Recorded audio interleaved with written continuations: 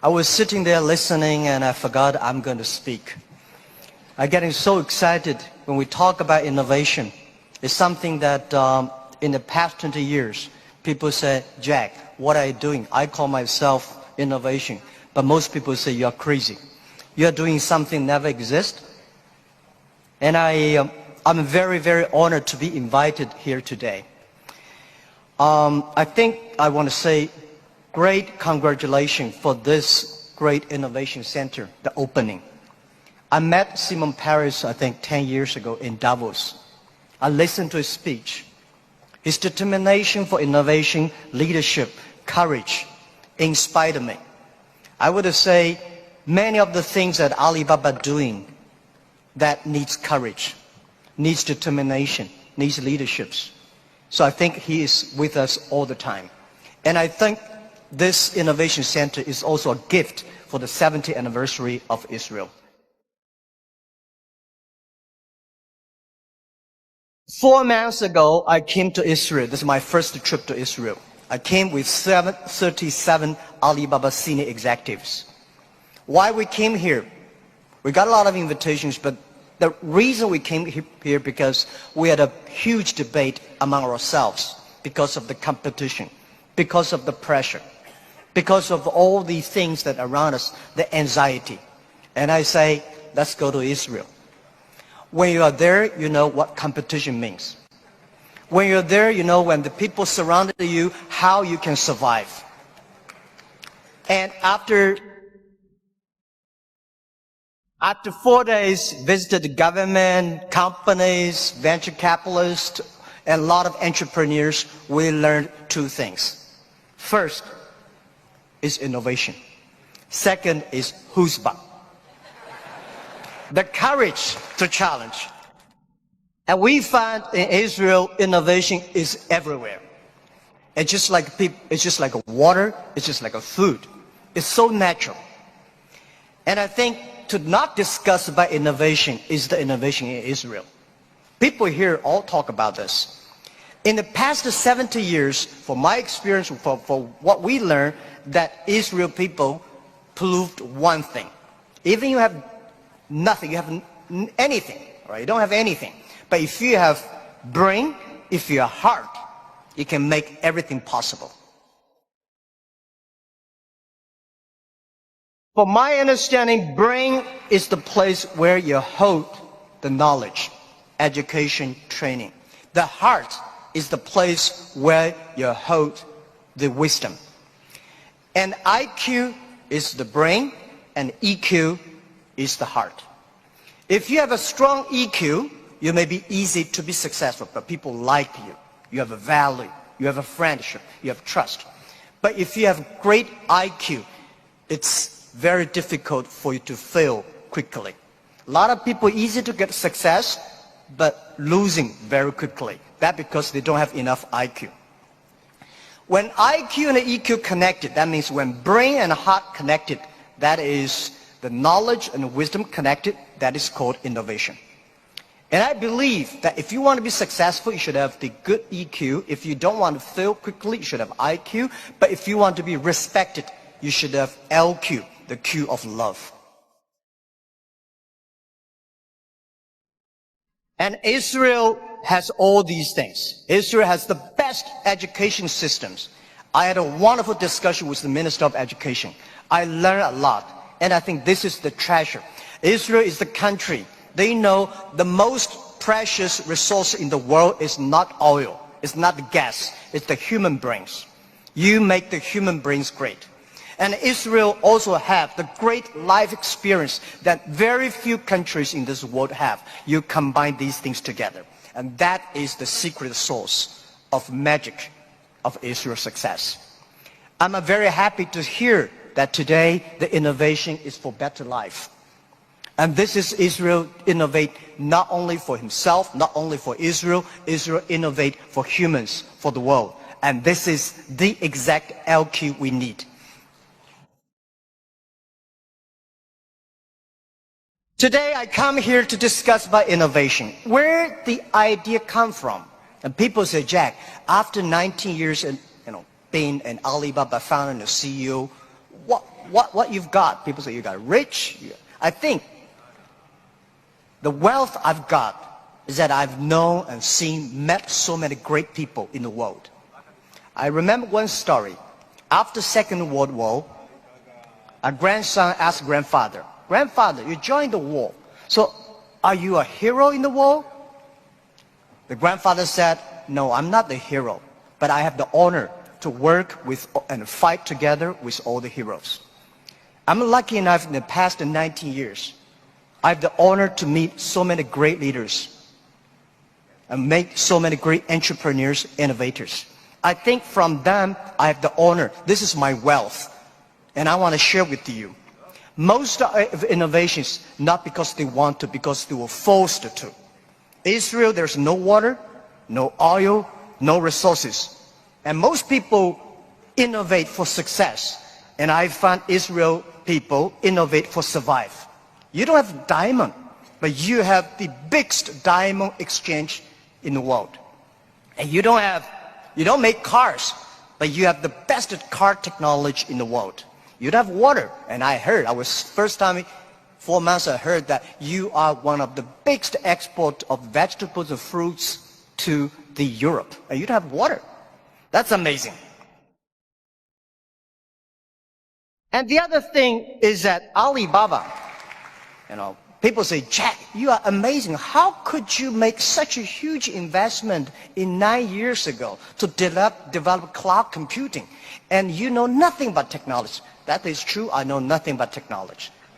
I'm scared of technology. So I was the first the product tester of my company, because I said if I can use it, 80% of people can use it. If I cannot use it, 80% don't want to use it. So 9 years ago, I know if we do not develop technology on cloud computing, Alibaba will bankrupt because we cannot afford the cost of IBM and Oracle. The cost of using this IT is too expensive for us. So we have to innovate. We have to design a technology that is simple enough. If we can use that technology simple and cost effective, not only for Alibaba, it's also going to support millions of small business. We were forced. And the other thing is that, we have 11/11. November 11 is the largest shopping day of China. Last year, for the first minute of November 11, we had 80 million people came in for the first second. With that good technology, our company will bankrupt immediately. We sold more than $24 billion last year for one day. This year, we don't know how much we will sell for one night. It's the technology behind it. So we were forced to do that. And today, a lot of people say, "Oh, young people have no opportunities." I think that thing I've heard for 40 years. When I was young, I hated Bill Gates because I think Microsoft take all the opportunity. IBM, Oracle, they take all the opportunity. But later I found, when people start to complain, that is the opportunity. Most people keep on complaining. If you can solve the complaining, if you solve the problems, and that is the opportunity. Innovation is the way to solve anxiety, worries, unsatisfaction. Innovation is for happier life. So we believe through the innovation, you can grasp the opportunity for success. The first technology revolution released the physical power of human beings. The second technology revolution released the distance. And this is the third technology revolution, release the human brains. Human beings, like Prime Minister said last night, we never satisfied with today. And the way to make yourself to change yourself, to embrace this challenge is called innovation. And I would like to say, who are those kind of innovative people? Who are these kind of people? I would say those innovators, they look like crazy, stupid, lazy, and even liars. When we started Alibaba, I tell the story about I went to Silicon Valley raising fund. I talked to over 30 venture capitalists. They say, crazy. Alibaba, stupid, crazy name. And e-commerce in China won't work because China has no internet, China has censorship, no credit card, no delivery, nothing else. So they think it's impossible to make. They think, Jack, you're coming here to tell a lie. But we believe China has the future. We believe internet is going to change the China. And at that time, e-commerce in American style is only supported big companies. We believe small business. And people say, small business, they don't make money. How could you make money from them? They're right. We say, if small business in America, e-commerce for big companies, helping big companies to cut the cost. We think helping small companies not to teach them how to cut the cost because they know better than you do. You should help them how to make the money. And washing machine. A lot of things are designed for lazy people. People don't want to wash, they have a washing machine. People don't want to climb, they have the elevators. Even the iPhone came, a lot of experts of telephone said, how could this stupid thing? There is no even press buttons. When Bell started to sell his telephones, a famous newspaper in America tell the policeman, please arrest that guy because he's cheating the people. So innovation, innovative people are believers. Most people seeing is believing. People like us, we believe and we seal it. Innovation, innovators, they are not one person. They are a group of people. So when you invest in money in somebody, you should see, does this guy have followers? If you have a group of people who are crazy like him, that would be great.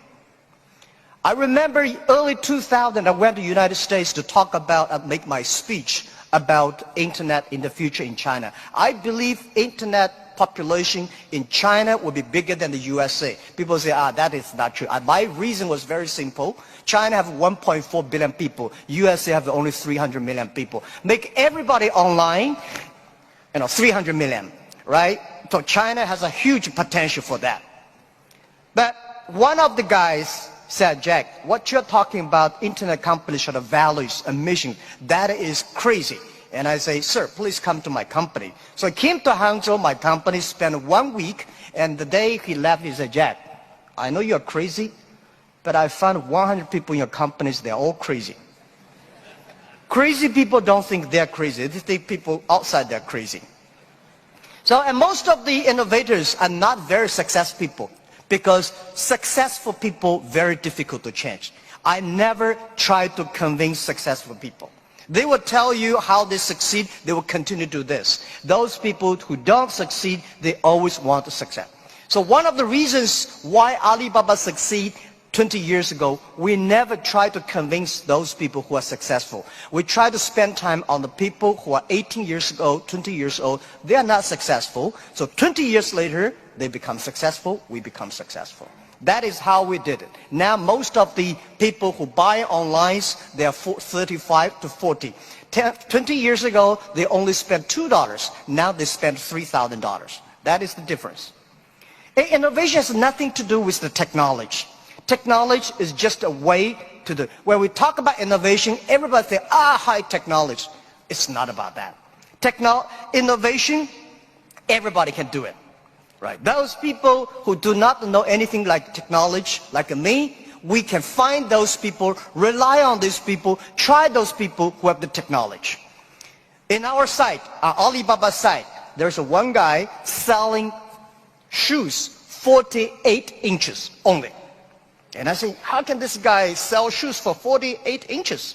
And we find out he's very innovative because people with 48 inches feet, difficult for him to buy shoes in the shops. There's only one on the online.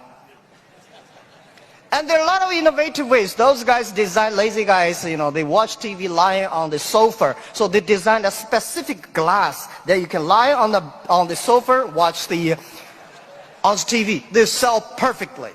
And there are also some guys helping people to write letters to say goodbye to boyfriends and girlfriends, and writing resign letters to bosses. There are a lot of crazy, interesting ideas. They are all wonderful sellers. And most of the innovations today are only talk. Innovation, they think, is an idea. Entrepreneurs make the innovation reality.